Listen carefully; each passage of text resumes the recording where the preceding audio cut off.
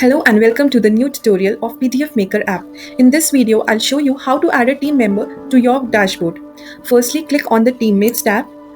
Under that, click on Invite Teammate.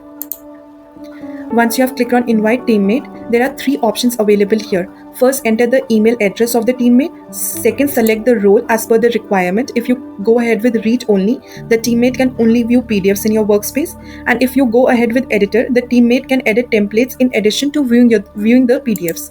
Apart from that, you can also select the teammates. If you want, you can define specific templates that the teammate will have an access to.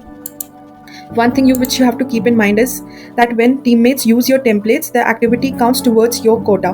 Be meticulous when assigning roles and templates. Once you have added all the information and select the appropriate role, then just click on teammate and your teammate will receive a link to join your team.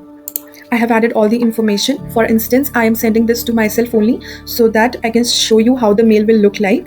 And also I've selected the role as editor. Now I'll just click on invite teammate. As you can see, the email I have received to join the owner's workspace. So in the similar manner, your teammate will also receive the email. They can install any of our extensions to join the owner's workspace.